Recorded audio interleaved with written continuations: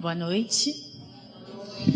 Muito obrigada, Josélia, Carol, Mica, que vão também recolher as perguntas. Obrigada pela presença de vocês.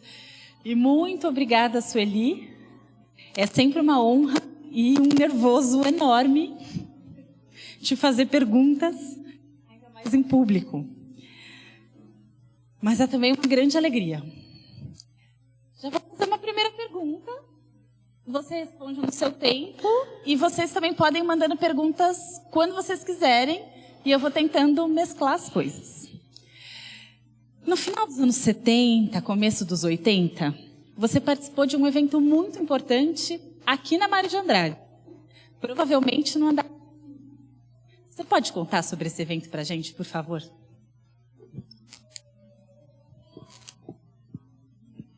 Boa noite a todas e a todos. Bom, é um prazer estar aqui. Numa situação que é inusitada, né? Mas eu nunca tive a expectativa de algo dessa natureza acontecer comigo, né? Gravar aqui nessa biblioteca que tem tanta importância para a minha geração, né? A minha geração, acho que todas as pessoas que se envolveram academicamente, se envolveram com a universidade, que quiseram prosperar, né, na atividade acadêmica, passou necessariamente por esse lugar, né? Então, ela tem uma importância assim muito grande no imaginário da minha geração. Mas, para mim, ela tem, sim, uma coisa muito especial, inesquecível e que marcou decisivamente o que eu viria a ser.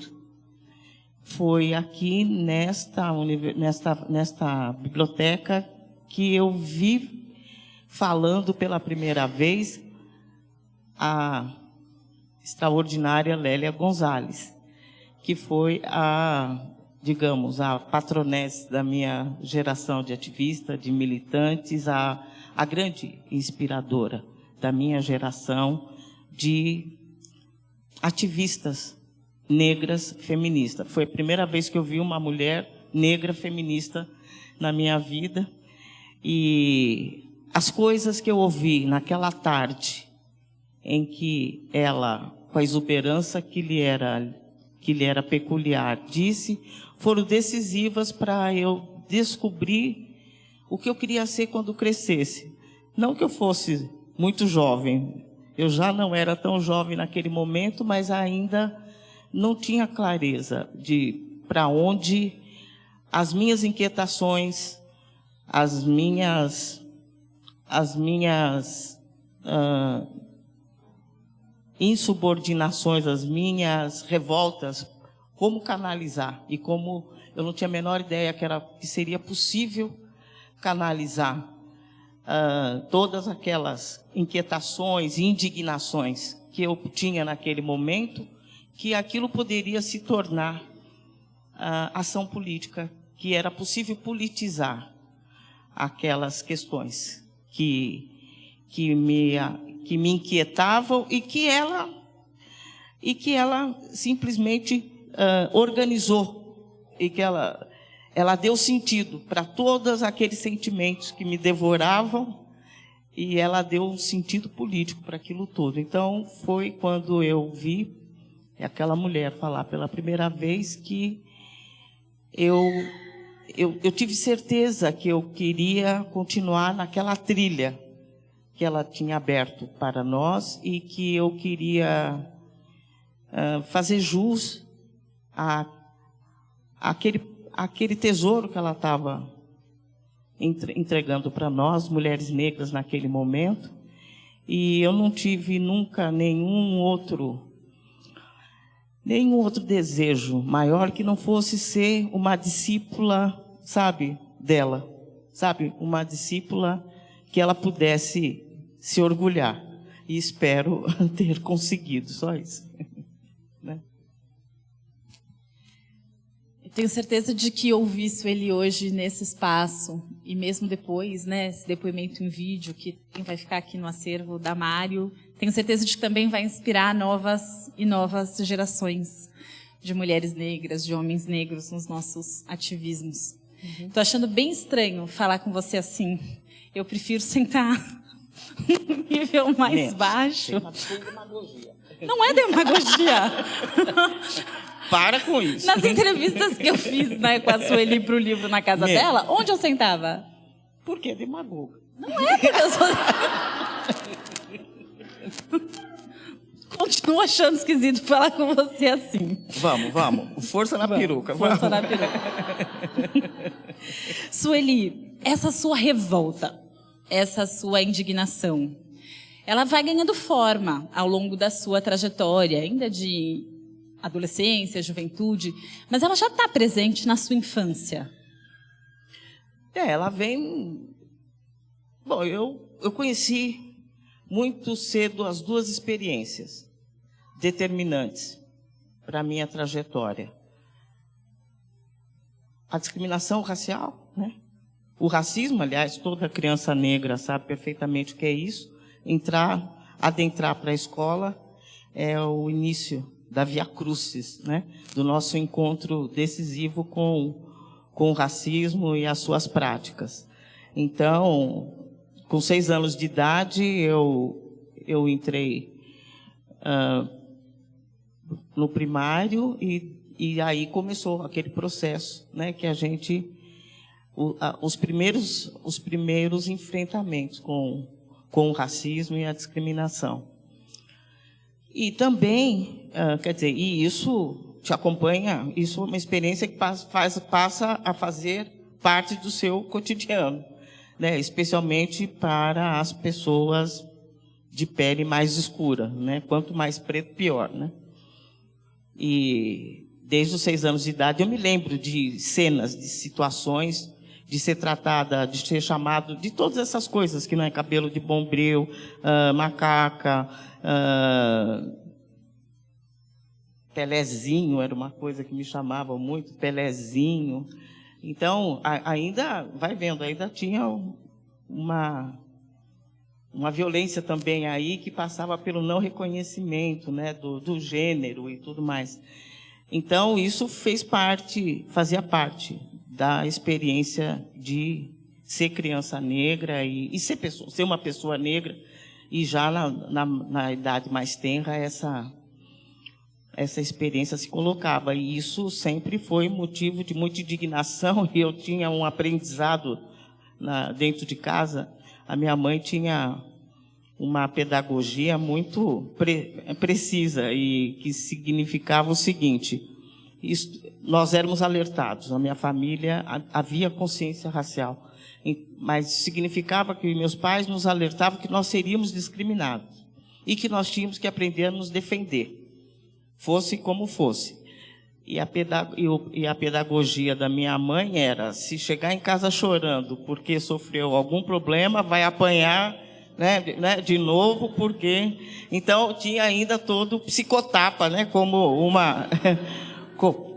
como instrumento pedagógico, né, que era extremamente eficaz no caso da minha mãe, porque eu tinha mais medo dela do que o que quer que acontecesse na rua. E aí, na rua, eu resolvia no tapa mesmo, né, porque até a gente aprender a construir argumentos, não é? Isso leva um bom tempo. E o meu principal argumento era a pancada mesmo. Então, eu sempre... Mas isso me transformou também numa pessoa bastante agressiva, né? Eu fui uma criança agressiva, uma menina agressiva, uma adolescente agressiva, e me tornei uma adulta agressiva. Mas também vivi articulado com essa... Como nos defender, né? Com a necessidade de enfrentar a discriminação e não deixar, né, isso te abater, e estar sempre em posição, né, de luta e de defesa, né, contra isso. Mas a experiência também de violência doméstica e sexual também vivi dentro de casa. E também a experiência do machismo, de uma certa concepção, né, do que seria, o que seria o feminino padrão, aceito, desejável, isso também duelava dentro dentro do meu processo de educação familiar, isso também duelava. Tinha um pai que era um homem provedor, trabalhador, honesto, que conseguiu criar 7 filhos, mas que também tinha uma visão extremamente machista, de achava que mulheres, ao fim e ao cabo, ele entendia que uma mulher só era plenamente realizada e seria plenamente respeitável se tivesse um homem ao seu lado. Então, isso fez também muito parte do meu aprendizado familiar e, sobretudo, da minha revolta familiar, porque, do outro lado, eu tinha uma mãe que dizia: estuda, estuda, estuda, estuda. Vá trabalhar fora, vá trabalhar. Nunca precise de homem para nada. Nunca dependa de um homem para comprar suas calcinhas. Então, eu tinha... Isso também era fator de muita tensão e de muita indignação, sobretudo, com a condição da mulher e com a condição de pessoa negra. O que vem depois é perceber que essa consciência individual, fruto das experiências familiares ou sociais, sobretudo no contexto da escola, o que vem depois é a descoberta de que essas questões eram questões políticas, eram questões que faziam com que um contingente enorme de pessoas dedicassem a sua vida em organizações do movimento negro, em organizações de mulheres, que havia movimentos sociais dedicados a enfrentar essas questões e a transformar o status de mulheres e de negros, combatendo tanto a discriminação racial como a discriminação de gênero, a discriminação contra a mulher. Mas isso é um tipo de consciência e compreensão que eu vou alcançar a partir dos anos 70, já em torno dos 23, 24 anos, que eu começo, porque eu saio da periferia também e começo a interagir com a cidade, eu entro para o serviço público. Então, essa coisa, na periferia a gente está muito confinado, não sabe, naquela época a periferia não era politizada como é hoje. Então, chegava muito... A gente custava para chegar na cidade e para adentrar nas possibilidades que a cidade nos trazia, de informação, de transformação e tudo mais. Então, é essa mudança, passar num serviço público, vir trabalhar na cidade, porque o meu primeiro emprego foi na Secretaria da Fazenda, né? Foi para o serviço público, na Secretaria da Fazenda, e daí eu começo a ter acesso à cidade, e também entrei na universidade em 72, aí o mundo se abre e eu começo a conhecer os movimentos sociais, começa um processo de politização, e aí eu percebo, mas não é só ficar braba dentro de casa, não basta, né? Quer dizer, a coisa não precisa se esgotar nisso, né? De brigar com o pai porque é machista, ou bater no coleguinha, não é? Ou porque é racista. Não. Isto é uma luta política, tem gente organizada em torno dela, e aí eu comecei a procurar a minha turma, mas eu descobri mesmo que turma era minha quando eu conheci a Lélia, e aí eu falei, é isso que eu vou fazer. E daí comecei a buscar possibilidades de organização política de mulheres negras, que acaba um processo longo que culmina com a criação do GLE10 em 1988, onde eu estou há 31 anos como coordenadora executiva, tocando essa instituição que tem exatamente essa missão institucional, que é o combate ao sexismo e ao racismo, e a todas as formas de discriminação e violência, ou seja, em defesa dos direitos humanos de todas as pessoas. Né? Tem duas companheiras aqui, diretoras, minha presidenta, Maria Silvia, ali presente.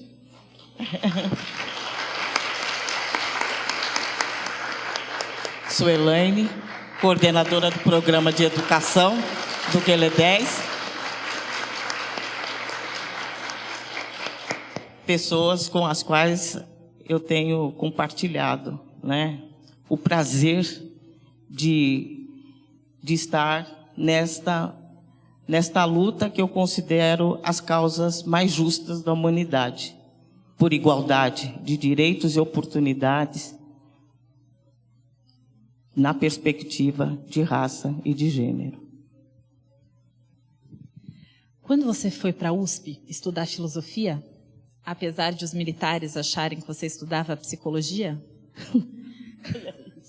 Isso é bom. a ficha da Suelino Dopes está escrito que ela era estudante de psicologia na USP. Eu não sabia que eu tinha ficha no DOPS, ela que descobriu. Ela é tão pentelha que ela vive cavucando a minha vida e ela achou essa ficha aí. Eu vou dar uma de Cissa, minha filha, que te ama. Eu não sou pentelha, eu sou ótima. Ela responde assim. Mas quando você chega à filosofia da USP, imagina, você preta naquele ambiente, o Rafael nas ciências sociais, sim. O Milton Barbosa do MNU na FEA. O Rafael disse que dava para lotar uma Kombi com todos os pretos da USP. Todos, Não dava, não. Sobrava lugar. Sobrava lugar, porque realmente sabia nome, RG, tudo, porque éramos 2, 3 gato pingado ali. E nós éramos umas aberrações mesmo, né? Ali, todo o ambiente dizia que aquilo não era lugar, não era o nosso lugar, né? Tamanho isolamento que a gente tinha. Eu fiquei durante os 4, 5 anos como a única pessoa negra da Faculdade de Filosofia. Então, era uma coisa extraordinária. E era mais brutal ainda, porque eu vinha daquilo que era chamado escola pública de qualidade. Eu me considero, digamos, acho que a última geração que teve acesso à escola pública de qualidade, realmente, nesse país. E mas eu sou uma pessoa de origem proletária e, veja, que frequentava uma escola pública, que era uma escola pública ainda nesse contexto proletário. Era uma escola pública de qualidade neste contexto, digamos, de escola para filhos de operários, né? E quando eu chego na Universidade de São Paulo, é uma coisa, o choque cultural é uma coisa assim extraordinária, porque embora eu fosse um exemplo de estudante, e na minha vila eu fazia o maior sucesso, era inteligentinha, esperta, né? Lia muito, nossa, né? E eu achava que eu ia tirar de letra aquilo, né? Imagina, sempre gostei muito de ler, passei a minha adolescência toda lendo, conhecia os principais autores brasileiros, Machado, né? Sei lá, Graciliano, toda aquela elite, né?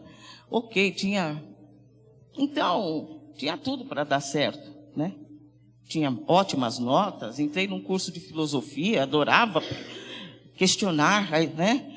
Perguntar o sentido da existência, era o meu esporte predileto. Então, supostamente, tinha tudo para me dar bem ali.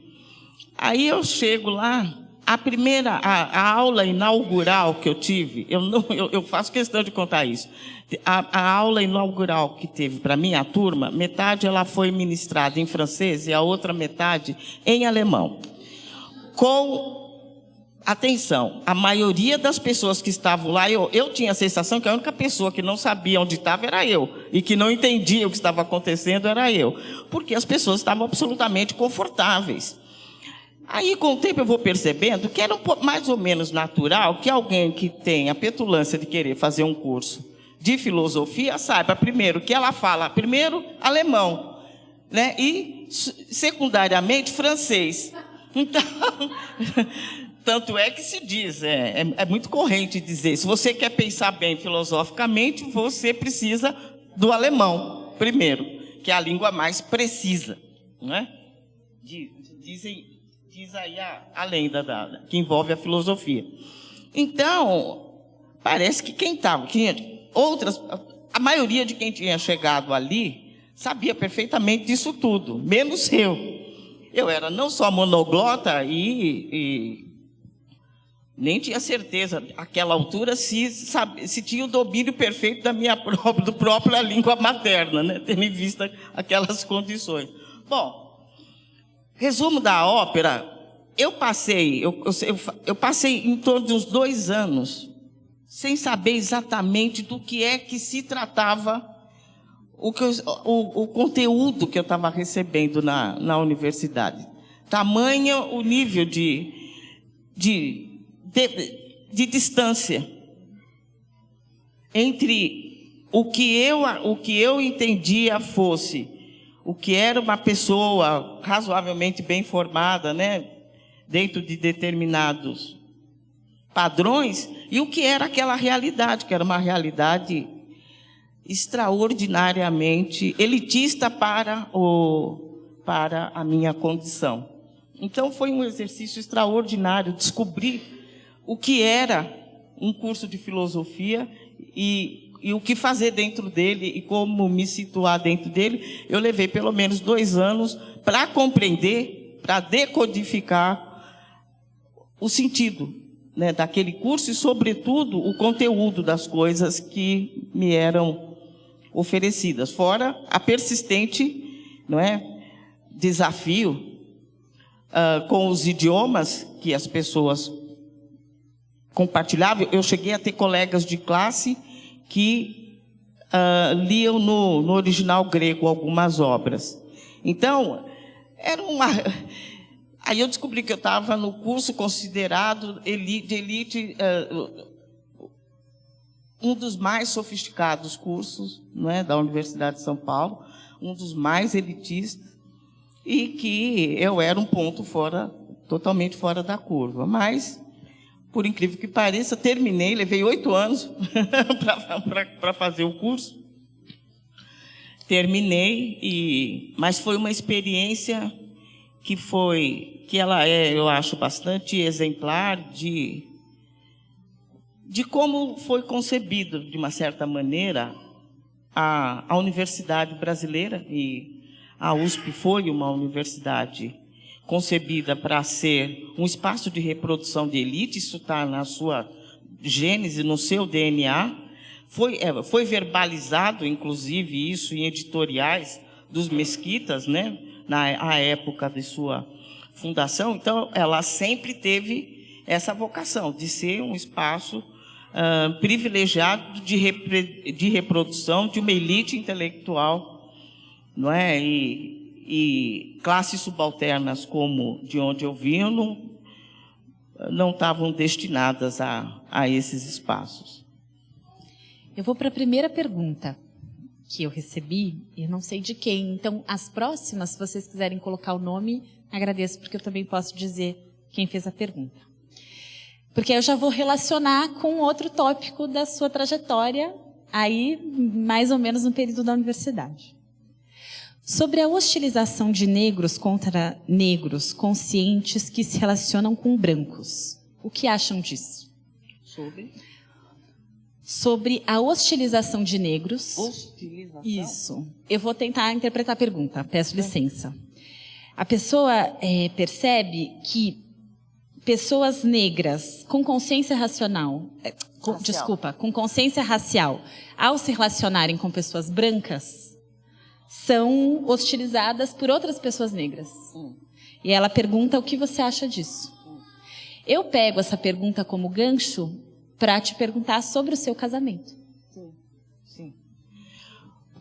Olha, é uma questão que é bem complicada essa, porque a gente corre sempre riscos quando nós falamos desse tema. Primeiro, então, vamos reiterar certas questões que estão postas nesse contexto. O desejo é culturalmente determinado, o afeto é culturalmente determinado,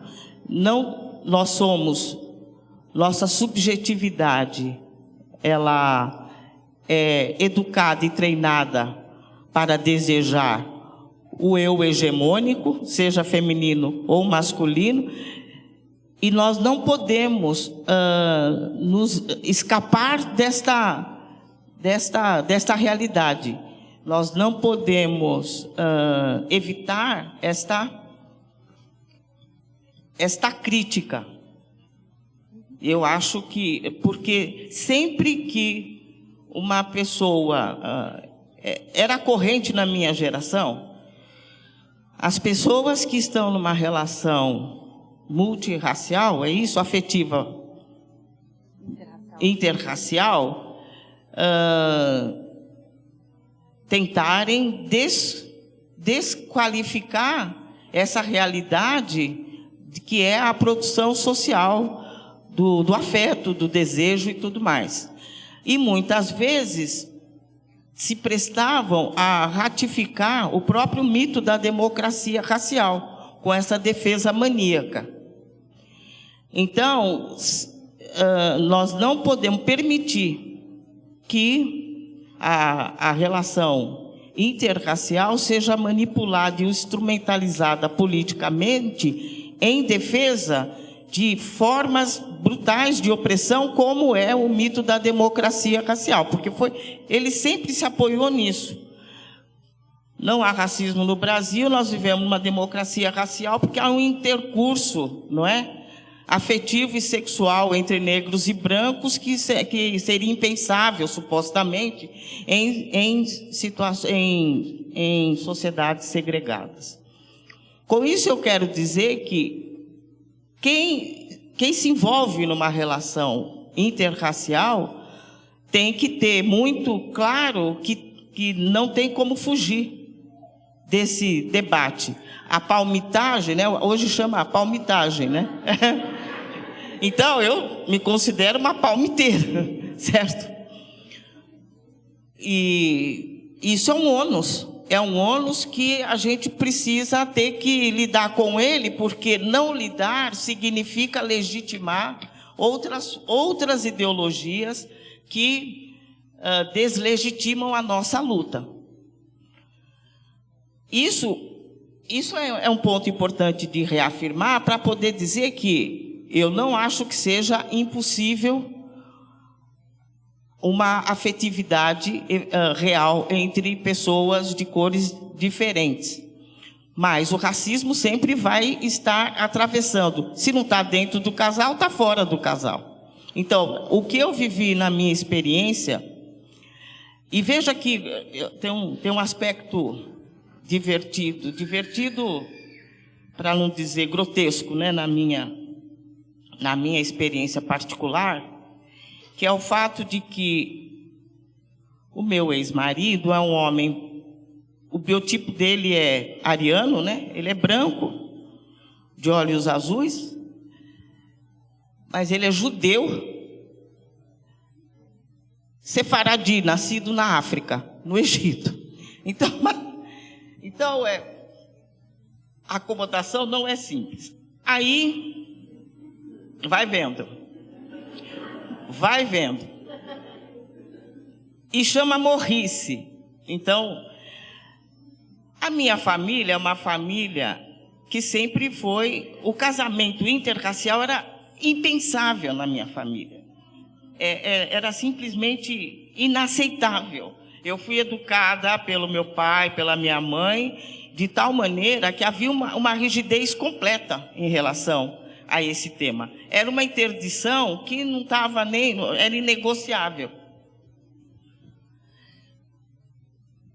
Mas, quando me perguntam, quando eu falo desse casamento, o que as pessoas me perguntam é: nossa, ele era judeu, e como foi que a família dele aceitou? Eu falei, se eu te contar, Yaya, como foi que a minha não aceitou, você não tem a menor ideia. Quer dizer, porque para o padrão natural do nosso racismo, eu estava na vantagem, né? Estava no lucro, tinha tirado a sorte grande, achei um branco judeu, provavelmente rico, parará, parará. Então a minha família só podia estar agradecida, não é isso? De uma coisa desse tipo ter acontecido comigo. Tirou a sorte grande. E o que de fato aconteceu é que, sob certos aspectos, a resistência da minha família foi muito maior, né? Muito maior do que da família dele. Não que os judeus sejam afáveis, né? Não, haviam circunstâncias que impediram que eles pudessem, digamos, exercer, né, uma interdição tão completa quanto eles provavelmente pretenderiam. Mas na minha família, isso foi vivido como um trauma, como um elemento de desagregação. E me produziu uma culpa, que é uma coisa assim horrorosa. Porque eu sou primogênita e eu tinha uma certa liderança, né, como primogênita de 7 irmãos. E eu era um pouco modelo, porque era uma menina que estudava direitinho, era muito briguenta na rua, mas eu acabava fazendo tudo direitinho dentro de casa, né? Era bocuda, mas eu sempre atendia, né, o que pai e mãe mandavam. E isso foi, assim, eu produzi a maior decepção que naquele momento os meus pais poderiam sentir.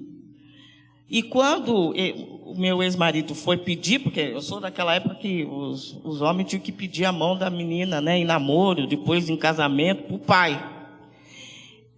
E meu pai, indignado com aquela situação, mas ele recebeu a criatura. E ele ficou trancado dentro de um quarto durante umas 5 horas, dizendo todas as barbaridades que ele podia para esse homem. Mas o que ele tinha certeza era que o que se dizia para ele ele é branco. Bom, isso era uma tragédia. Então ele entendia que era um português, of course, né? Era, né? A primeira coisa, então é um português. Aí alguém falou para ele, não, mas o nome dele é francês. Aí ele falou, então é gigolô. Bom, então a casa só caía para mim, sabe? Então foi o fim dos tempos, a experiência. E na verdade, eu me sentindo muito, muito culpada mesmo, assim, como alguém que traiu os fundamentos, né? Todos os valores, os fundamentais valores da sua família. E aí o que foi que aconteceu? O que foi que um ponto de inflexão nessa situação foi a minha mãe que produziu, porque ela sofria aquela situação também como um fracasso pessoal dela.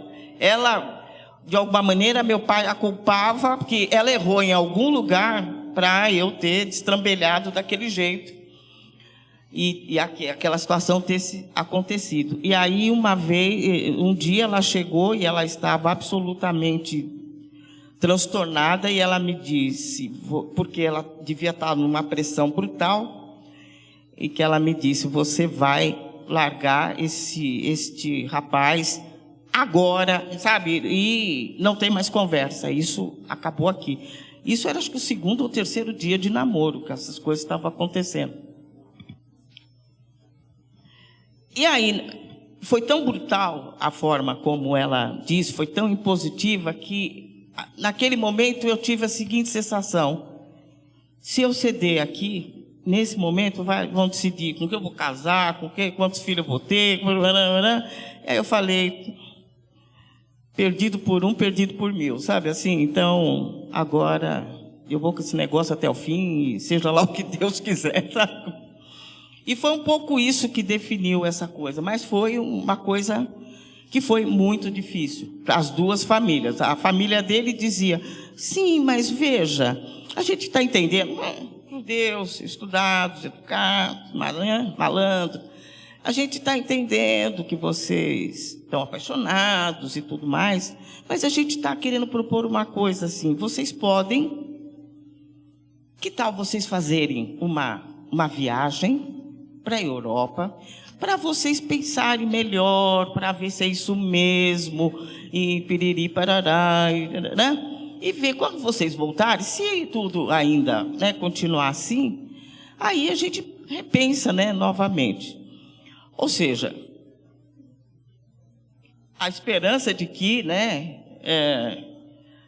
ele pudesse se livrar da, né, quer dizer, vamos lá, vamos ver se passa esse negócio, mas dentro daquele espírito de que mulher preta é mulher para casar, né?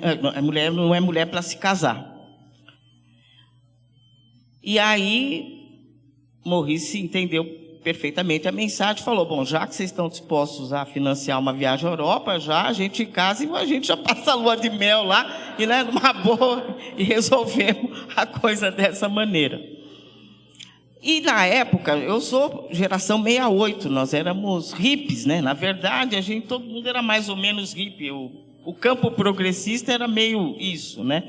Por isso que eu sempre falo, né, quando eu estou com uma plateia de jovens, eu falo, vocês estão muito careta, não, atualmente, porque... Então, era uma geração libertária, uma geração que fez a revolução sexual, uma geração que fez várias experiências comunitárias, coletivas. Então, casamento não estava muito no horizonte, mas nós sabíamos que eu tinha que me casar, porque se eu não me casasse, além de estar, né, com aquele imaginário, né, complicado que a relação interracial sempre carrega, não casar naquele contexto significaria reproduzir o estigma da mulher negra como amante. Então eu falei, olha, o resto do mundo pode não casar, mas nós vamos ter que casar. E fomos lá e assinamos o negócio lá, fizemos a tal da, entre aspas, a coisa certa. Então, isso tudo esteve envolvido E um outro aspecto que sempre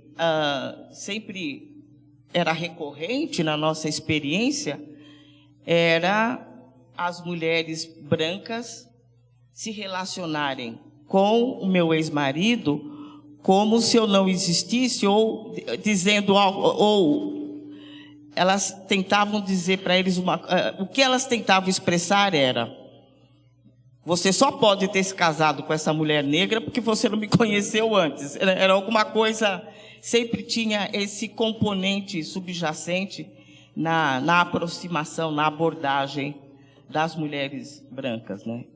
Então, é uma complexidade, e o racismo atravessa sempre essas relações, e, sobretudo, a gente precisa ter o cuidado de não permitir que essa experiência, que esse casal seja objeto, não é, de instrumentalização da ideologia ou para minimizar o racismo. O fato de duas pessoas de cores diferentes casarem não muda em nada o fato de que o racismo está aí firme e forte, não é? E inclusive interferindo na relação conjugal das pessoas. E com o Maurice você teve uma filha, Luanda. Luanda, eu chamo ela de minha princesa Art Nouveau da natureza, né? Ela é o verso do Djavan, ela é exatamente aquilo. Ela é linda, ela é uma coisa. Minha prenda, é minha prenda. Né? E tinta fraca, né? Era isso que eu queria perguntar. Eu sei que você quer chegar aí. Você pode tirar sarro de mim o quanto você quiser. Eu estou perto da Luanda. Mas é bem engraçado, porque a gente viveu uma situação bem engraçada também com isso, né? Porque como a gente sabia todos os enredos, né, do racismo, aí o pai dela pega, eu estou no hospital, vai lá registrar, já leva a minha irmã com ele, né, firme e forte, vão lá, vim registrar a minha filha, tá bom. Aí começa a novela. O escrivão lá batendo tudo, e aí entregou o registro para ele, e aí veio cor branca. Aí ele falou, minha filha não é branca. Falou, mas como? Não, a minha mulher é preta. Aí ele começou com as coisas, né, de explicar, porque eu sou recessivo, piriri, parará, e não sei o quê, e a predominância, minha filha não é branca. Aí o escrivão foi lá, consertou, tá bom, consertou, voltou, veio parda, claro, naturalmente. Aí ele falou, minha filha, menos ainda, se não é branca, parda, então piorou. Aí, antes, quando o cara falou, minha filha não é branca, ele falou, eu não sou o Pelé para registrar minha filha como branca, moço, eu não posso fazer isso. A minha mulher me mata. Parda também, né? Aí, quando chegou parda também não, o cara falou assim, mas então que cor é a sua filha? Ela falou, minha filha é negra. Eu quero que você registre a minha filha como negra. Aí ele perguntou pro Maurice, mas ela não puxou nem um pouquinho você? Isso é um detalhe muito importante. Você vê, qualquer pouquinho aqui pode transformar alguém em branco. Quer dizer, como é que eles embranquecem, né, o país? Né? Como eles embranquecem o país? Se você é um pai desavisado, né, e não tem a condição de questionar ou discutir com esse escrivão, ele vai embranquecendo esse negócio à medida da intencionalidade dele, sei lá qual é. Eu acho que tem uma coisa. O embranquecimento sempre foi uma estratégia, né, aqui. Então, se você não reivindica a identidade do seu filho, você corre o risco de ter esse tipo de coisa. Então, ela é uma das raras crianças que tem o registro, que é negra. Ela não é preta nem parda, ela é negra no registro por conta de que o pai estava preparado, sabia que ia enfrentar essa dificuldade e teve que brigar para garantir isso. Mas se você... Agora, ter que brigar por isso é um pouco sintomático de como se processa os processos aqui de embranquecimento e como são múltiplas essas práticas de discriminação, né, racial. Vou ler a próxima pergunta e já conectar com uma minha sobre a sua trajetória acadêmica. A pergunta é: a escola, como berço das relações raciais na sociedade brasileira, seria ela a responsável pela continuação do racismo ao não negar o racismo externo? Não, sem dúvida. Sem dúvida. Né? É um locus de reprodução, né, Bom, na minha tese eu trabalhei esse tema através do conceito de epistemicídio do Boaventura Souza Santos. E com esse conceito eu procurei descrever as múltiplas formas de que o espaço escolar, as múltiplas maneiras que ele reproduz o racismo e, sobretudo, que nega às pessoas negras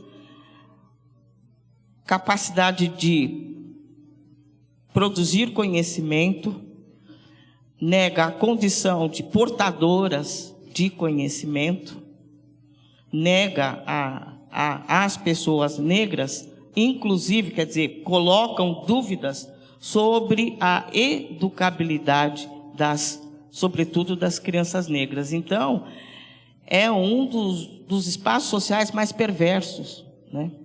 E que que perpetua, né, práticas de racismo e discriminação, sobretudo sobre a capacidade cognitiva das pessoas negras. Então, a desconstrução desse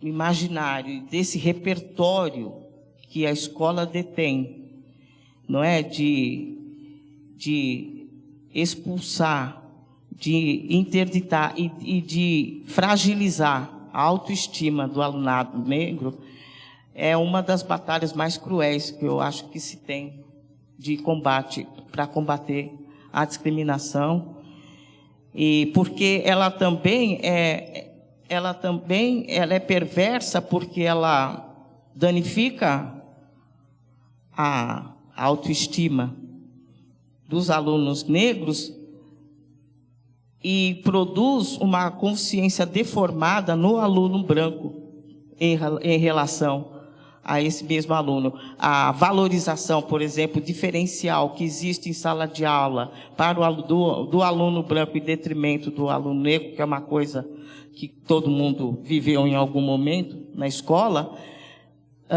produz também esse tipo de deformação na consciência branca. Né? Brancos são educados, são ensinados a se verem, a se sentirem como seres superiores, o que é uma deformação. E negros são educados, ensinados a se perceberem como inferiores, outra deformação. Então, a gente vive numa sociedade doente que produz, né, esses resultados, essas subjetividades danificadas, né, do ponto de vista da percepção, de acordo com a racialidade a que pertence, mas igualmente danificadas, né, porque elas se veem sobre a ótica deformada do racismo. Né? Me corrija, por favor, se eu estiver errada, Sueli, mas você parte da noção de epistemicídio do Boaventura e apresenta uma noção Sueli Carneiro. Isso tudo que você nos explica do epistemicídio, não só como não reconhecer como saber, mas também não reconhecer sujeitos negros como produtores de saber, é seu. Eu acho que, na verdade, eu pego um conceito que ele trabalha na abordagem que ele está fazendo das repercussões do processo colonial sobre os diferentes povos, né, colonizados, mas eu trago isso para uma experiência muito particular de como nós, na sociedade brasileira, vivemos isso. Né? Desde de como a escola, quer dizer, acompanhando estudos feitos anteriormente por Eliane Cavaleiro, por exemplo, que traz quais são as formas específicas que isso adquire aqui. Quando Eliane Cavaleiro produz aquela pesquisa do silêncio do lar ao silêncio da escola, o que ela está mostrando é como, desde a mais tenra idade, essa diferença de tratamento de todo o corpo, né, de todos os agentes escolares em relação às crianças, a criança negra que não pode participar da quadrilha, a menina negra que não pode ser anjinho, o menino negro que não pode ser anjinho na procissão, ou no teatrinho da escola, todas essas exclusões, não é, que vão se dando, aquela cara de pena que a professora faz quando uma criança negra levanta o braço e pergunta alguma coisa, não entendi. Eu vi 1 milhão de vezes isso, né? Sobretudo com as professoras de matemática, aquela falta de atenção, de cuidado, aquele abraço que foi dado para aquela menina branca e nunca foi dado para aquela menina negra, e o silêncio em relação, e sobretudo o silêncio, né? Porque a Eliane chama atenção, Cavaleiro chama atenção, como existe um silêncio que é uma prática pedagógica dentro da escola, ao ignorar a queixa, ao silenciar em relação à queixa que a criança negra traz. E isso faz parte, não é, da nossa, em todas as etapas de ensino.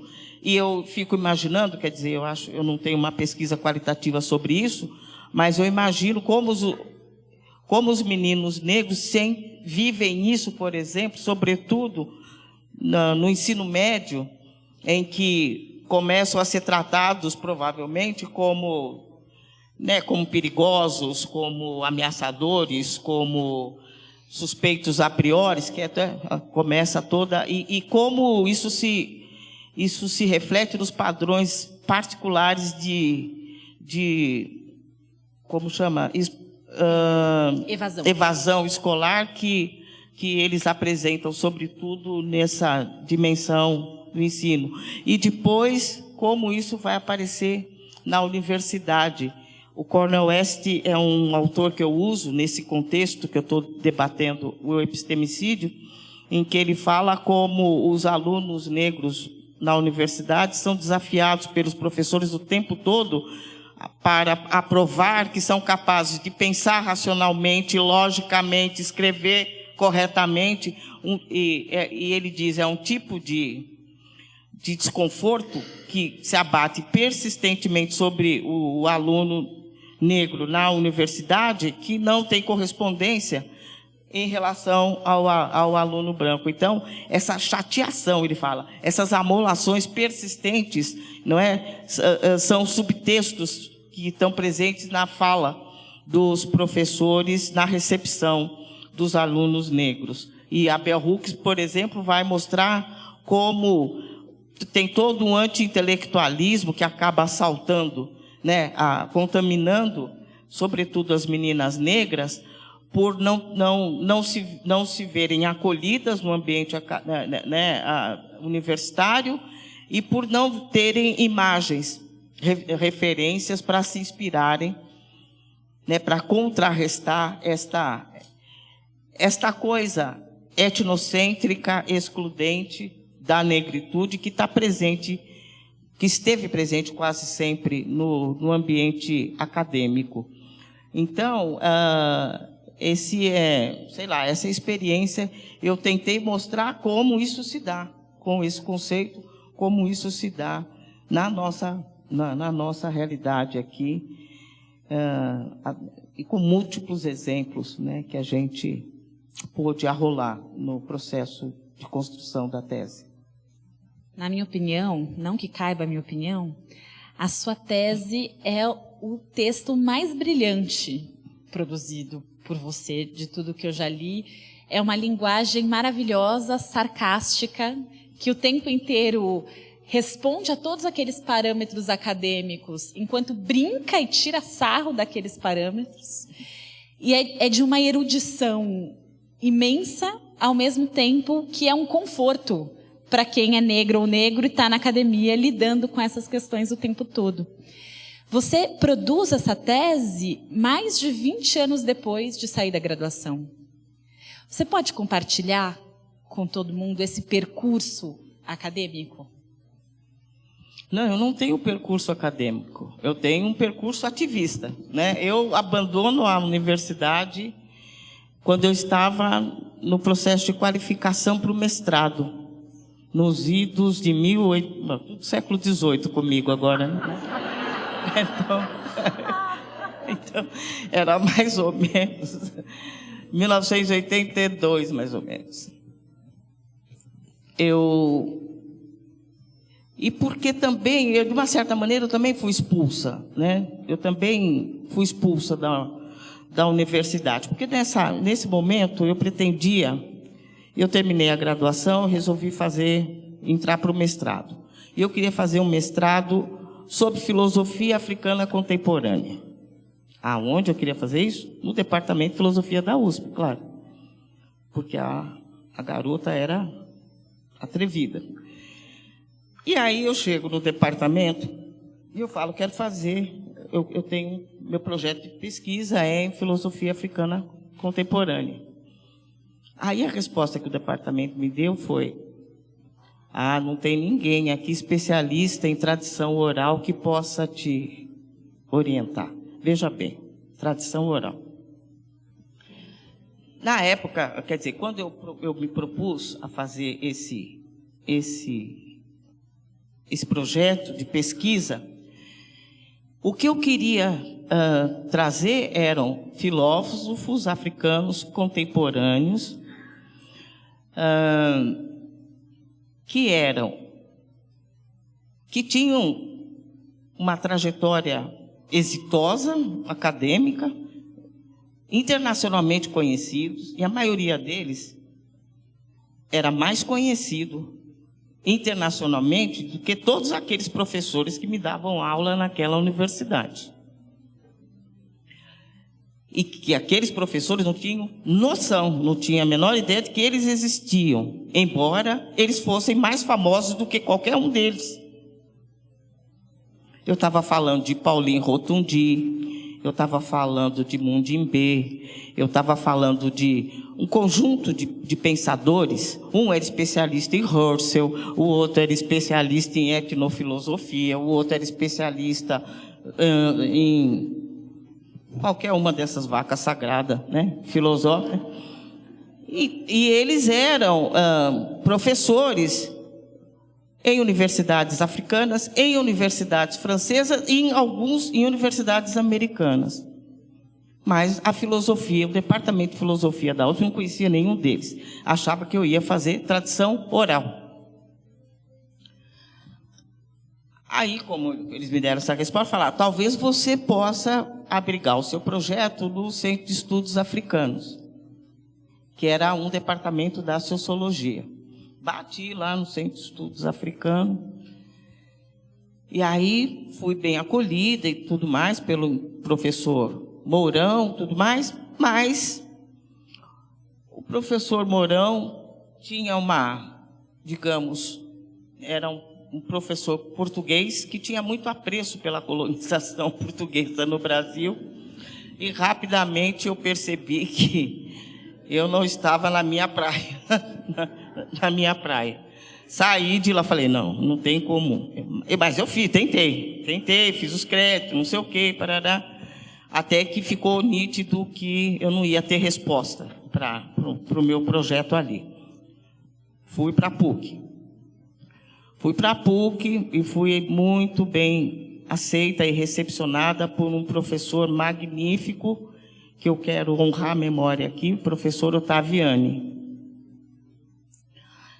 E cheguei lá, e aí já, ali não era um locus, né? Eu estava no campo da sociologia ali, estava trabalhando com sociólogo, não tinha lugar para aquele projeto. Mas eu comecei todo um trabalhar com o professor Ottaviani, que foi uma experiência maravilhosa.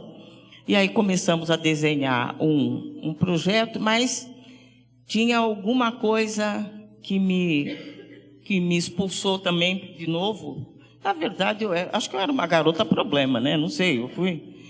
Mas eu percebia que tinha todo um enquadramento político-ideológico na concepção ali daquele espaço acadêmico e do próprio professor, que eu também queria fugir daquele enquadramento ideológico, né? Daqueles marcos. Porque eu estava com a cabeça muito feita pelos próprios filósofos africanos que eu queria estudar naquele tempo, e um deles, Mundimbe, é um dos que eu mais apaixonada, e ele escreveu um artigo extremamente vigoroso questionando Sartre, questionando o prefácio que Sartre havia feito para o livro de Senghor, Leopoldo Sédar Senghor, presidente do Senegal, pai da negritude. E ele faz uma leitura crítica do prefácio de Sartre. Ele diz a coisa mais, sintetizando muito o que ele diz, é que o prefácio do Sartre representou uma mortalha sobre a negritude. Uma mortalha porque toda a vitalidade daquele movimento criativo, libertário, de afirmação identitária, toda aquela riqueza que o movimento de negritude trazia com Aimé Césaire, Leopold Sédar Senghor, tudo aquilo se perdeu naquele prefácio, na medida do enquadramento que Sartre teria feito daquele movimento, um enquadramento nos marcos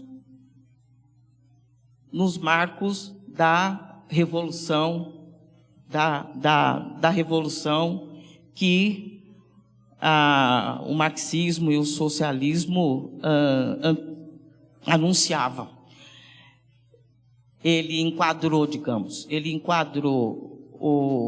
aquele movimento como uma dimensão ou como a possível expressão de um momento de tomada de consciência dos negros, mas que conduziria necessariamente, não é, a uma percepção, não é, do caráter revolucionário que aquele movimento poderia ter se estivesse alinhado, não é, com a perspectiva revolucionária que o marxismo trazia. Então, desde então, eu adquiri uma alergia completa também, não é, a essas tentativas de domesticação que a gente sempre, que nós negros sempre sofremos, à esquerda ou à direita, né? A gente, e é claro, isso tem me custado muito desafeto, muitas dificuldades, muitas antipatias, muitas incompreensões, inclusive, porque eu disse em dado momento da minha trajetória ativista que entre a esquerda e a direita eu continuo preta. Então, e isso foi recebido, seja de um lado ou de outro, como uma agressão e como uma petulância inaceitável. Mas, na verdade, isso remonta a convicção de que nós temos que ter sempre uma atitude absolutamente crítica, não é? Porque a esquerda ou a direita são duas dimensões de uma mesma civilização que nos excluiu desde sempre. E nós não podemos dar cheque em branco, né, para nenhuma dessas duas coisas. E é evidente, e eu não sou nenhuma cretina, nenhuma idiota, e muito menos reacionário, que eu sei que o nosso projeto político se situa no campo, né, um projeto político emancipatório para nós se situa num campo progressista à esquerda. Mas isso não significa que essa esquerda esteja sempre preparada para reconhecer o nosso lugar nesta luta de transformação, que é uma luta civilizatória. E eu ouso dizer e sempre renovo sem um novo pacto racial, sem um novo contrato racial, não tem revolução que vai dar conta de mudar os paradigmas civilizatórios que têm produzido a persistente opressão de seres humanos por outros seres humanos. Então, isso está na origem de toda essa minha convicção de que a razão negra tem que ser extremamente crítica, cautelosa e vigilante em relação a todas as ideologias que tentam nos enquadrar, mobilizar, organizar, sem reconhecer, não é, a paridade não é? Sem nos ofertar paridade na construção dos processos de transformação, né? Paridade na representação e na condução dos processos de transformação. Então, sei lá, mas eu aprendi isso com o Mundimbe, xingando o Sartre, né? Enquadrando o Sartre, né? Desde então o Sartre deixou de ser meu filósofo predileto, que era até então, naquela época. Bom, eu saio da universidade, aí eu sei, o ativismo estava batendo na porta, estava me impressionando, movimento negro, movimento de mulheres exigindo, eu me envolvendo, me comprometendo cada vez mais com isso, e fui para o mundo, porque também a universidade demora para responder às necessidades que a sociedade tem, às urgências que a sociedade tem, e fui construir processos, fui ajudar nos processos políticos e me distanciei da universidade 20 anos depois, por 2 décadas. Aí uma parceira dessa luta toda, de toda, a professora Roseli Fishman, que era uma das orientadoras, né, da pós-graduação na Universidade de São Paulo, me convence, 20 anos depois, em 2000, é tudo, meu Deus. Eu entrei, voltei. 2005. Me convence que era hora de eu, pelo menos, sistematizar aqueles 20 anos de ativismo. Era um pouco isso.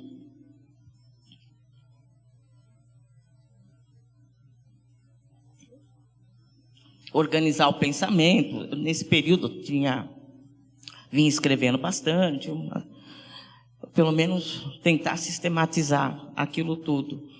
E eu não tinha e nunca tive nenhuma vocação acadêmica, não tenho paciência para a vida acadêmica, né? Até porque eu acho meio chato, sabe? Não é assim a minha praia. Mas tinha uma coisa que era uma pendência. No final, logo que eu saí da graduação, eu fiz um curso com o professor Guilhom. Como é que é o primeiro nome dele? José Augusto Albuquerque Guilhom. E isso deve ser 1982, 83, uma coisa assim. E eu fui apresentada nesse curso pela primeira vez ao pensamento de Foucault. E eu fiquei muito inquietada com um conceito de dispositivo que ele desenvolve na história da sexualidade. E eu apresentei como conclusão de curso um fluxograma de aplicação do conceito de dispositivo às relações raciais no Brasil. Mas era um esquema, era um fluxograma de duas páginas, né, com as setas, as intersecções, um fluxograma mesmo. E aquilo ficou lá atrás, mas era a única coisa que eu tinha interesse de retomar e fundamentar porque eu tinha a intuição de que aquele conceito me permitia descrever, da mesma forma que o Foucault fez com o tema da sexualidade, descrever aquilo como um sistema articulado que envolve poder, saberes e produção de subjetividades. Eu tinha a intuição que era possível aplicar aquele mesmo conceito, fazer um exercício com aquele conceito no campo das relações raciais. E foi exatamente, quer dizer, a minha tese é isso, eu fui experimentar, uma tese de caráter especulativo mesmo, em que eu vou testando cada conceito, ou cada dimensão, eu vou desagregando o conceito de dispositivo do Foucault, eu vou mostrando como ele cada dimensão dele abarca uma dimensão da realidade das relações raciais no Brasil, na busca de construir a genealogia do poder que ele tanto insiste. Eu percebo que eu preciso de um autor negro potente para pensar a questão do poder e colocá-lo em diálogo com o Foucault. Aí eu descubro um afro-americano, um filósofo afro-americano chamado Charles Mills, que é um filósofo que faz a crítica à ciência política, que anula, que desconhece todas as categorias da ciência, que do nosso ponto de vista são essenciais para pensar o mundo, como colonialismo, identidade, terra, território, todas as categorias que a academia rejeita e que são essenciais para a compreensão do mundo que o colonialismo inventou, que até hoje, estamos aí lutando com as consequências desse processo. Então, esse autor que eu vou aproximar, porque o dispositivo produz poder, saber e subjetividades. E aí eu vou tentar descrever os poderes que se instituem, os saberes que se constroem com esses em torno das racialidades, e nada mais, digamos, emblemático disso do que é o negro enquanto objeto de estudo da sociologia, por exemplo, e da antropologia, que foi responsável pela iniciação de grandes intelectuais, a iniciação acadêmica ou de títulos acadêmicos de grandes intelectuais. A Escola Paulista de Sociologia é prenhe disso, não é? Fernando Henrique Cardoso começou estudando negro, Florestan Fernandes estudou negro, Otaviano escreveu sobre negro, outros, ou seja, o negro foi durante muito tempo um dos principais objetos de estudo. O Silvio Romero, no começo do século XX, ele gritava: temos que estudar os negros, apressem-se, porque nós estamos atrasados com o que está sendo produzido no mundo sobre línguas africanas, sobre como esse outro é, e nós os temos aqui na nossa cozinha, ele dizia, e estamos desperdiçando a possibilidade de escrutiná-lo. Então, nós temos sido pensados e escrutinados, pelos intelectuais brancos desde sempre. E é muito curioso que muitos deles, quando o debate sobre cotas se colocou, eles perguntavam: mas como é possível política de cota? Quem é negro no Brasil? Com esta miscigenação, como definir quem será beneficiário dessa política? Ora, mas eles sempre souberam que era negro para conseguir bolsa, eles sempre souberam que era negro para tirar título, para fazer tese. Agora, para a política pública, o negro virou a insustentável leveza do ser, sumiu do horizonte. Então, é como as coisas são. Então, esse é o universo que eu trabalho dentro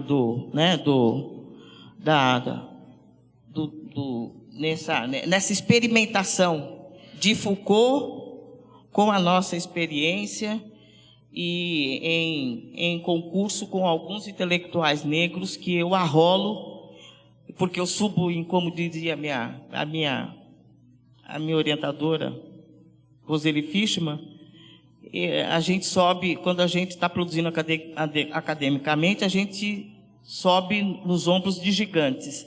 E eu trouxe alguns gigantes negros para dentro da tese, que não eram considerados gigantes, nem muito menos para a academia.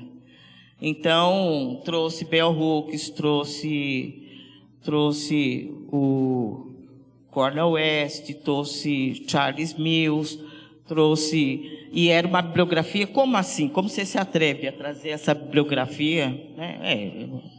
Vocês podem fazer o que vocês fizeram com o Fanon, reprova, porque eles reprovaram o Franz Fanon, né? Vocês podem, mas eu não vou... Eu vou trabalhar o Foucault, inclusive para não ter que trabalhar os outros brancos, né? Porque o Foucault é uma caixa de ferramenta que ele foi descrito dessa maneira, acho que por Deleuze, não sei, Foucault uma caixa de ferramenta, porque ele se presta a isso, a esse tipo de apropriação. E ele me permitiu trabalhar todas as dimensões de um dispositivo de poder.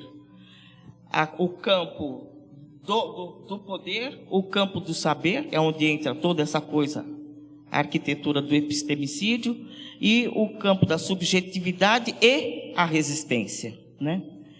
E o campo da resistência, onde aí eu trago outros gigantes para dentro do meu trabalho, que é recusar o lugar de informantes, de objetos de, como chama, de pesquisa primária, né, fonte primária de pesquisa, e aí eu pego militantes que eu tenho assim maior respeito e admiração e os trago para dentro da minha tese como capítulo. Cada um deles é um capítulo, são 4 pessoas, cada uma delas é um capítulo da tese, e elas são expressão da resistência. Então eles entram na condição de testemunhas, né, de um crime de radical unicidade, que foi a escravidão, o tráfico transatlântico e todas as consequências até o presente que ele tem sobre nós. Então sempre digo, nós somos testemunhas, sobreviventes, nós somos sobreviventes e testemunhas. Então é isso que faz da tese, acho que uma complicação para a academia, mas cada vez mais parece que ela está sendo entendida, aceita e trabalhada, né, apropriada. O que está me deixando muito contente. A justeza está se evidenciando, talvez. Não sei. Eu reforço publicamente o clamor de a gente ter a sua tese em livro. Alguém tem que fazer, porque eu tenho uma preguiça horrível. Você sabe que eu não dou conta de fazer essas coisas sozinho. Você já me conhece o suficiente para saber. Alguém pega uma hora e faz. É que nem essas coisas comigo acontecem assim. Se não fosse a Djamila Ribeiro, esse livro que alguém está aí, Escritos de uma Vida, não teria saído, porque eu achava que eram textos que não, né, já estavam vencidos, datados, e foram escritos no calor, né, da luta, né, tentando responder a momentos específicos que o ativismo nos colocou, necessidade de respostas, de enfrentamento. Mas aí, antes, a Conceição Evaristo me disse: está na hora de organizar esse negócio, Sueli Carneiro, botar isso num livro. Eu falei: tá bom, um dia você faz para mim, né? Você que sabe fazer livro, né? Aí ela: tá bom, né? Não dou conta dos meus, vou fazer o seu. Mas aí um dia Djamila falou: Sueli Carneiro, e ela é de um voluntarismo ímpar, né? Ímpar. E aí eu falei: se você quiser fazer, você faz, mas eu não me dê trabalho, porque eu não vou ter e não vou fazer. E aí ela fez. E o resultado é isso aí, e essa aí está fazendo a tal da biografia, né? Então, digamos, é uma coisa muito... Eu aproveitar para fazer um gesto de gratidão a essa geração que está fazendo comigo e outras pessoas da minha geração esse gesto de resgate, esse gesto né, de valorização, de nos dar, de nos colocar, né, num lugar na história da resistência, né, negra desse país, de assegurar a nossa fala, né, afirmar, né, todo esse protagonismo, esse esforço de pensar a questão racial e as possibilidades de transformação na luta pela igualdade de direitos e oportunidades. Então, é uma geração que está também cobrindo uma lacuna, né, cobrindo uma pendência que a minha geração, de uma certa maneira, eu sinto dessa maneira, está deixando. Nós não tivemos a capacidade, o cuidado de pensar a memória. E é um problema que eu estou me colocando como urgência nesse momento da minha vida, que é preciso organizar essa memória, sistematizar isso tudo e deixar uma coisa mais organizada para a nova geração, para os que vão continuar essa luta.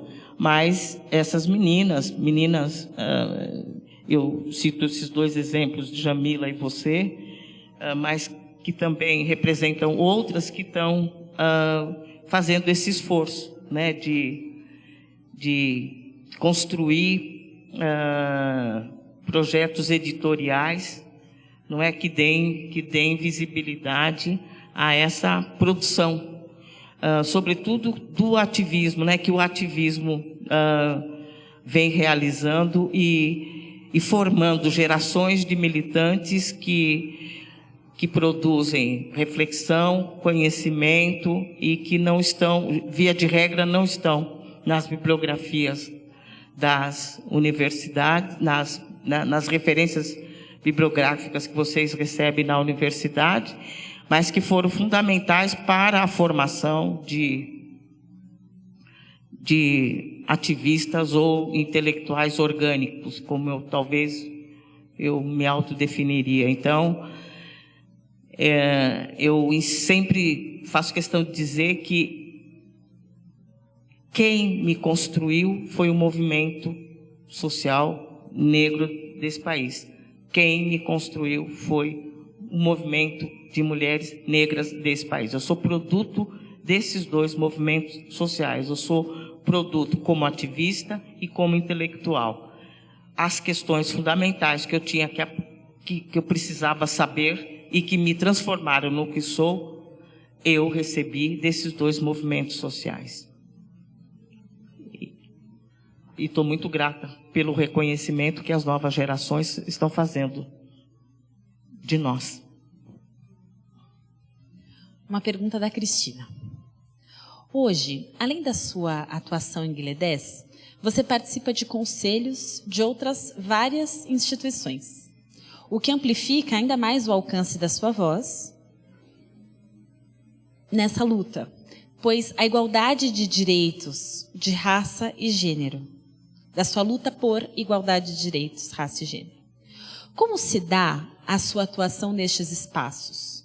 E qual o papel dos aliados brancos? Aliás, você concorda com esse termo?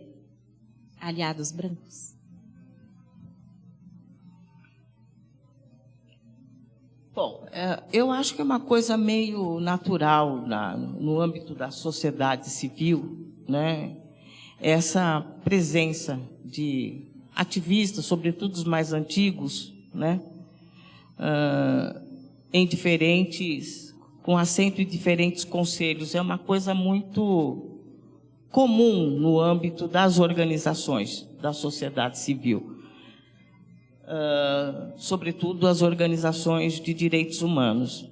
E é claro que, à medida que a consciência,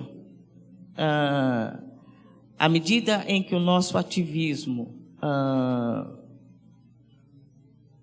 pauta cada vez mais a questão racial, o campo que se pretende progressista da sociedade civil tem que nos incorporar. E sabe que cada vez mais essa presença não pode mais ser simbólica. E não sou somente eu, Sueli Carneiro, que participo de diferentes conselhos de diferentes instituições, mas outras pessoas negras como eu, que são, digamos, referências da questão racial em diferentes campos, estão contribuindo com as organizações da sociedade civil para que cada vez mais essas organizações incorporem a questão racial como uma questão estrutural dos principais desafios que existem na sociedade brasileira para a efetivação da democracia, para a consolidação da democracia, para a erradicação das desigualdades, ou seja, toda essa agenda que o campo, sobretudo o campo progressista, tem como desafio persistente. Então, eu vou me socorrer do filósofo que eu já citei aqui, um filósofo chamado Charles Mills, já falei dele. Esse autor, ele escreveu um livro que não está traduzido no Brasil, que é muito importante, que se chama O Contrato Racial. Ele escreve esse livro muito inspirado num livro de uma feminista chamada Carole Pattman, que se chama O Contrato Sexual. Ele faz com ela mais ou menos o que eu fiz com Foucault, com o dispositivo do Foucault. Ele parte do contrato sexual da Carole Pattman, onde ela mostra como existe um acordo, digamos, perverso, né, que institui uma cegueira em relação às desigualdades de gênero. Então, o contrato sexual é esse contrato que torna o homem hegemônico na relação entre os gêneros, mas esse controle está subsumido dentro da igualdade, né, da suposta igualdade entre homens e mulheres. O Charles Mills, ele vai trabalhar a ideia de contrato racial e ele mostra que, mas dialogando com o contrato, com a noção liberal de contrato social, dos contratualistas, Rousseau, Locke, toda essa... E ele diz, o contrato social é a língua franca do nosso tempo. Mas o contrato social, ele é uma abstração. Mas existe um contrato em vigor no mundo que ele não tem nada de abstrato. Ele está suportado por um processo histórico muito objetivo. E é o contrato racial. Esse contrato, ele instituiu uma supremacia racial. Essa supremacia racial instituiu o poder hegemônico da racialidade branca no mundo.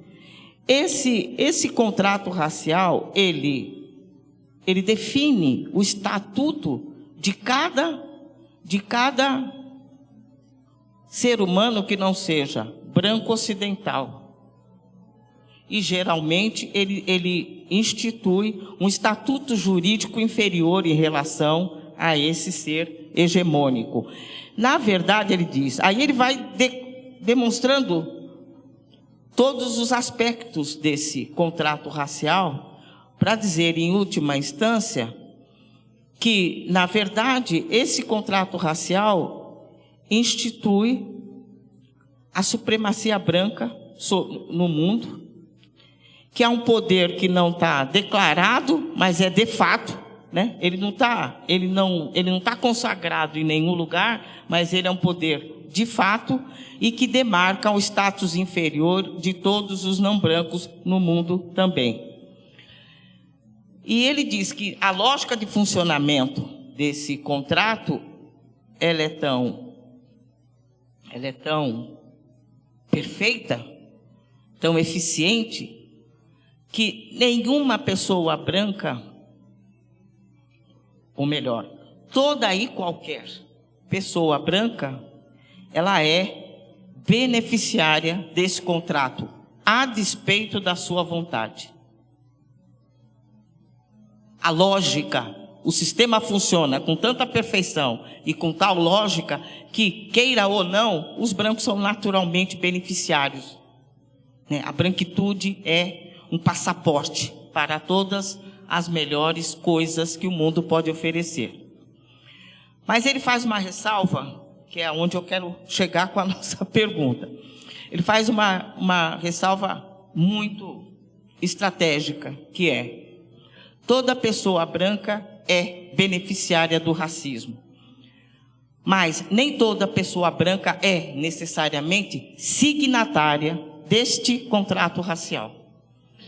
E eu acho que é esse lugar que nos permite pensar a possibilidade de aliança, a possibilidade de construção de parceria em prol de um outro contrato, por um outro tipo de contrato, que se preste à construção de um outro tipo de civilidade, de outro tipo de humanidade, outro tipo de relação com a diversidade humana.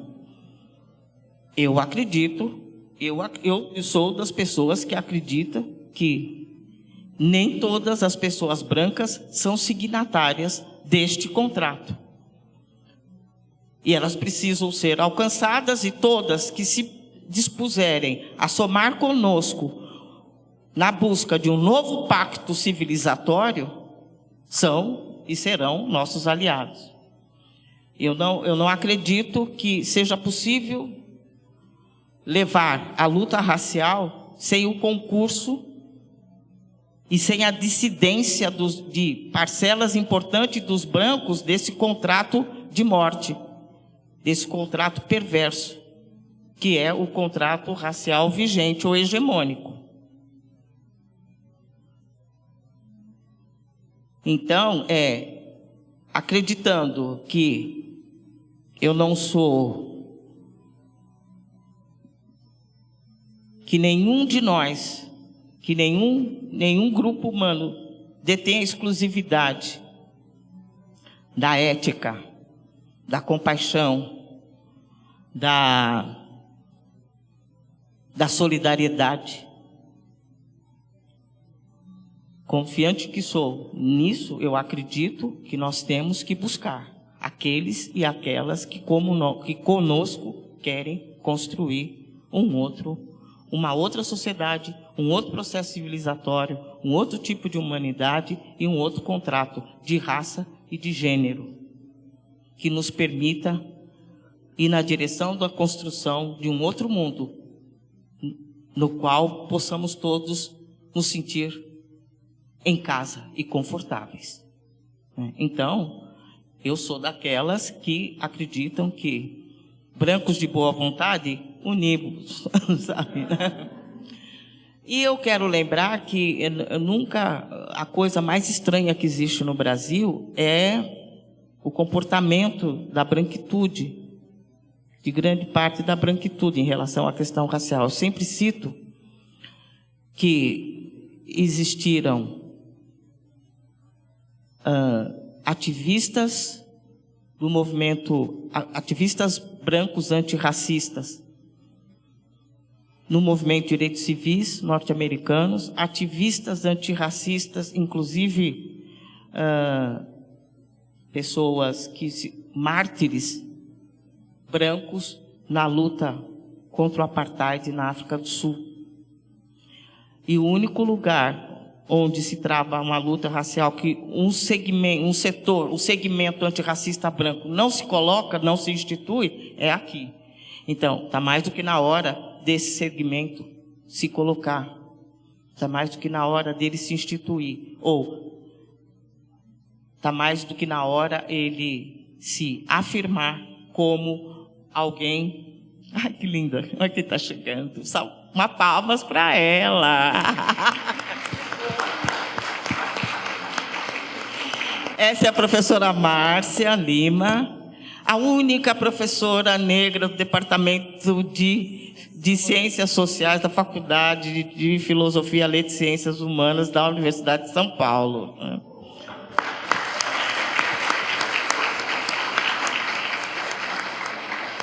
que nos honra muito com sua presença nesse momento aqui. Então, eu acho que sim, nós temos, eu acho que existe. Tem muita gente, inclusive, que sabe, que quer dizer, isto não me representa, digamos, essa ascensão fascista que está em curso na nossa sociedade.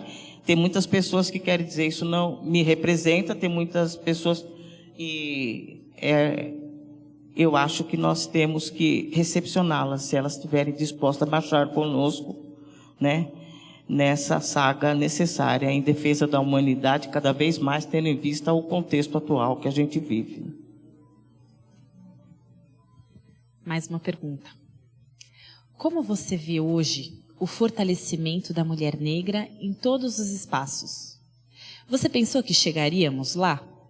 E quais os próximos passos? Nossa senhora, não faz isso, não. Futurologia não dá para fazer, nem nesse contexto. Eu acho que sim. A coisa que eu tenho mais orgulho é de ter sido parte deste processo de afirmação, né, do protagonismo das mulheres negras. Mas a gente não pode... Você acha que nós chegaríamos lá? Eu não sei se eu achava que a gente iria chegar ou não. Trabalhava para isso, né? Eu sei que trabalhamos para isso o tempo todo, sabendo que era o que tinha que ser feito. Mas realmente a cena de hoje, essa polifonia, né? Esse protagonismo, ele realmente é uma coisa exuberante e que nos enche de orgulho, né, e de muito prazer. Mas eu estava contando para minha amiga Lara Di, que está aí pacientemente ouvindo tudo isso que ela já sabe de mim.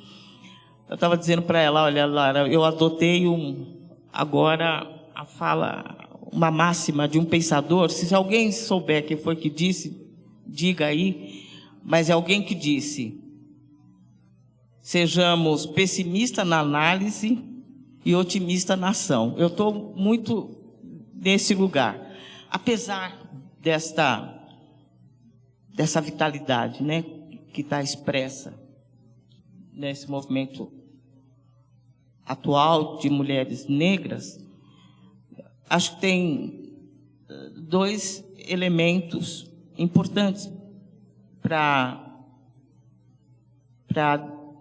que seja considerado o tempo todo, para que a gente não se perca em triunfalismos ingênuos, né? Primeiro, é de considerar que era quase que inevitável que isso ocorresse, tendo em vista que as mulheres negras a mulher negra é o segmento que foi deixado para trás. Então, nós somos credoras sociais como nenhum outro grupo, né? Nenhum outro grupo esteve tanto tempo confinado e sente tanta rigidez. Nenhum outro segmento social tem tanta rigidez para experimentar mobilidade social como as mulheres negras. Então, a consciência disso e as novas habilidades que as mulheres negras vêm adquirindo nos obriga a esse protagonismo. Porque a gente permanece à base da hierarquia social no Brasil. Os nossos indicadores continuam muito ruins, quando comparados com os outros segmentos raciais e de gênero.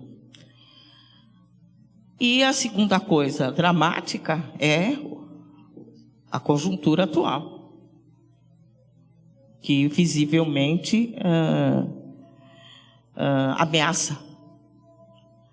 ameaça com criminalização os movimentos né, sociais e toda forma de protagonismo. Né? O retrocesso que a gente está experimentando e que eu acredito que me parece que vai se agravar é brutal, violento, e eu acho que a gente está prestes a experimentar a forma mais aguda de conflito racial que a gente já conheceu no Brasil. Então, isso vai exigir menos triunfalismo e mais tática, mais estratégia, mais organização política, mais coragem, mais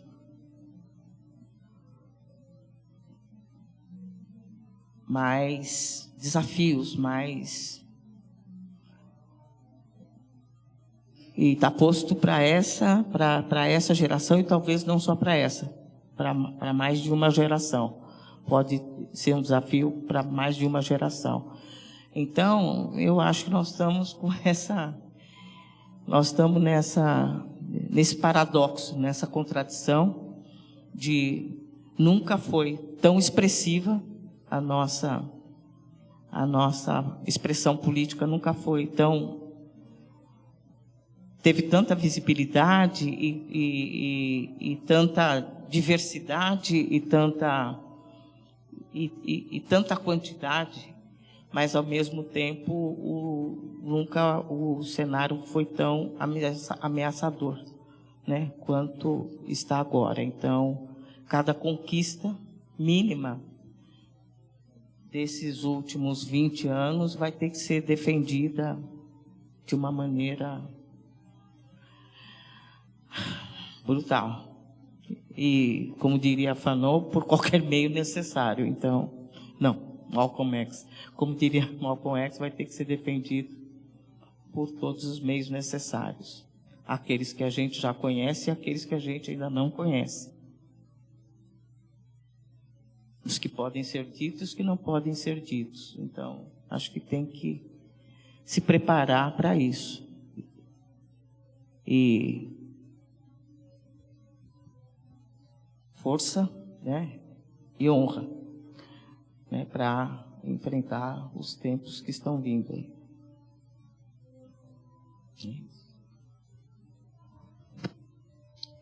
Já até passou da hora do seu futebol, mas eu vou ler uma última, porque acho que ela nos desloca um pouco desse lugar difícil que a gente está agora. De ouvir esse zumbido daquilo que se aproxima, né? É um tema sobre o qual você fala pouco, mas me parece bastante importante para você, então fico feliz por essa pergunta ter vindo pela sensibilidade de quem enviou. Qual o lugar da música na sua vida? De quem você gosta? Quem você mais ouviu? Quem você ouve hoje?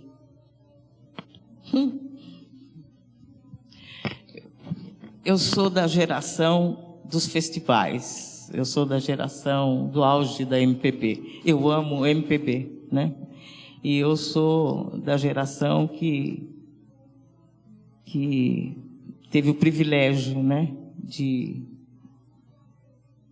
ser contemporânea de João Gilberto, Jobim, Caetano, Milton, Chico, toda essa geração extraordinária, né, que produziu o melhor que a música popular brasileira tem. Então, eu amo MPB, eu ouço esses compositores, eu gosto muito de bossa nova também, ainda sou um ouvinte de bossa nova. Eu já fui devota de Milton Nascimento. De fato, devota. Ele era meu tudo, foi durante muito tempo. Eu consegui ter todos os discos dele. Mas gosto muito atualmente eu ouço muito Gilberto Gil. Gilberto Gil é uma coisa muito interessante. Ele sempre foi muito vanguarda, né? E eu nunca fui muito vanguarda, né? Eu sempre fui uma vanguarda meio na retaguarda. Então teve coisas que eu não conseguia sacar no tempo exato. E o Gil é uma dessas coisas. Então eu gosto mais dele, sou apaixonada por ele muito mais hoje do que na época, né? Porque eu tenho um certo retardo em para certas coisas, né? Ao contrário do Caetano, né? Que gostava muito antes e não tenho palavras no momento para expressar o meu sentimento. Mas e Chico, né? Que o Chico, para mim, é um compositor, é um cantor, um compositor que honra a nossa geração e nunca nos decepcionou, né? A gente nunca se envergonha do Chico Buarque de Holanda, né? Até hoje, ele honra a geração e os valores os melhores valores da nossa geração. Mas eu sou também devota de uma outra pessoa, John Coltrane. E tem uma, sabe que é uma religião, né? Tem uma igreja. E uma das metas que eu tenho ainda é chegar nessa igreja e prestar o meu tributo a John Coltrane, né? Eu sou apaixonada por esse homem. Então eu sou bossa nova, eu sou MPB e John Coltrane. É o que eu gosto de... Hã? Eu não entendi. Você não decepciona jamais. Obrigada. Obrigada pela generosidade. Sueli, a introdução da sua tese inspirou sua filha Luanda a criar um espetáculo de dança, Luanda Bailarina. Você pode falar sobre esse espetáculo, por favor?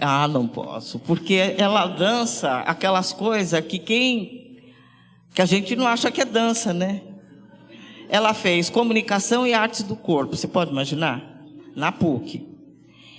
E ela faz contato, improvisação, e eles fazem aquelas coisas que eles dizem que é dança, mas que gente como eu não consegue entender como e por... Eu acho que quem é da dança deve entender o que eu estou falando. Eu, como leiga que sou, ela é minha filha, o que quer que ela faça? Eu vou amar, adorar, né? Mas dizer que eu entendo, aí já é demais, né? Né? Maior força, mas... E ela dança a introdução da minha tese. Ela dança, ela faz umas coisas loucas com aquilo. Ela dança, ela recorta, ela faz um pedaço de vídeo, fala, porque ela também é essa coisa nova aí, que é tudo, é dança, que é audiovisual, que é um pouco de teatro, um pouco de voz. Você acha que você quer que eu explique isso? Eu sou hard, eu sou plebe rude, né? Então não... Então é muito sofisticado para mim, sabe? Assim, não está fora da minha capacidade. Mas a introdução da minha tese, ela vem expressando algumas coisas assim, porque a minha orientadora, ela disse assim: esse vai ser o seu único espaço de liberdade. Porque como eu, né, rebelde meio sem causa sempre, ou com causa, ela assim... Aqui você pode fazer o que você quiser, mas no resto nós vamos ter, porque já tinha muita insubordinação a tese inteira. Ela falou: você vai ter que prestar tributo em algum nível à academia, no mínimo no rigor, né, no desenvolvimento do trabalho. Mas aqui você é o espaço de liberdade. E aí eu usei. E aí ficou uma coisa muito louca mesmo. Que, sei lá, cada pessoa fala uma coisa ali, mas já que ela me deu essa liberdade, eu me coloco como... Eu digo de que lugar eu vou falar, e eu falo do lugar da escrava. E é desse lugar que eu converso com o eu hegemônico. que eu chamo de eu hegemônico, e convoco esse eu hegemônico para um diálogo, e um diálogo que nos possibilite, não é, encontrar possibilidades, né, de desconstrução, tanto dos replicantes, né, sobretudo dos replicantes, que eu chamo de replicantes, que ele tem o hábito de produzir, que são os seres, né, subalternizados, né, e hegemônicos que ele replica incessantemente. E esse diálogo é um diálogo muito louco, porque ele vai atravessado por... Eu peço a mediação do Foucault para permitir que esse diálogo se processe em algum nível de civilidade, né, para que consigamos chegar a bom termo. Estabeleço as regras para esse diálogo, e ficou uma construção que fica entre o poético e o acadêmico, mas que, no fim, me permitiu afirmar esse lugar de fala, né? Esse lugar de fala, e desafiar o eu hegemônico a partir daí. Então, e Luanda, o tema do espetáculo dela é a Calunga, a grande travessia dos escravizados. Então, ela usa essa introdução e essa fala e essa escrava para digamos, como a forma de narrar a grande Calunga, né, e a sua travessia até os desterros para onde viemos, né, em cada lugar. Para mim é difícil não lembrar agora do poema Vozes Mulheres, da Conceição Evaristo, que passa da bisavó, que veio escravizada nos porões do navio, e chega a voz da filha, onde se fará ouvir a ressonância, esse eco de vida e liberdade. Eu recebi aqui esse último papelzinho, que mais que uma pergunta, é um encerramento muito bonito para essa nossa conversa. Eu te passo a palavra em seguida, mas já aproveito para agradecer muito a presença de vocês, ao convite aqui da Mário e a Sueli, esse diálogo constante que transformou completamente a minha vida, e eu vou ser sempre muito grata. Estar aqui hoje, dia 31 de julho de 2019, no horário das 19 horas, contigo e com tantas mulheres negras presentes, é um privilégio enorme. A do pé, Sueli, por sua vida e profissão. Você sabia que o Dia da Mulher Negra, Latina e Caribenha no Brasil era na data de 31 de julho e mudou para 25? Então, vamos considerar ambos os dias e datas. Muito obrigada.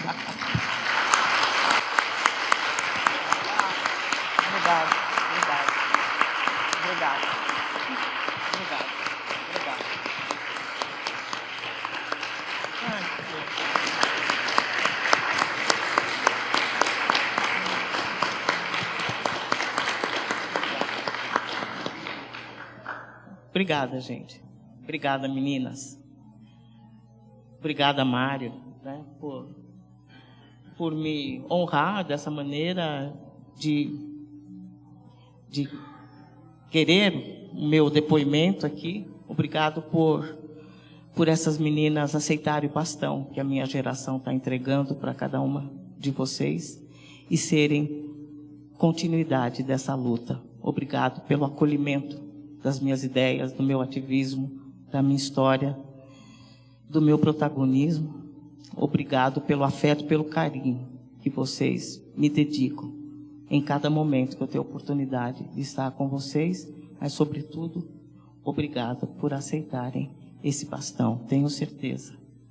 Sempre digo, somos guerreiras da luz, lutando pelas causas mais justas da humanidade.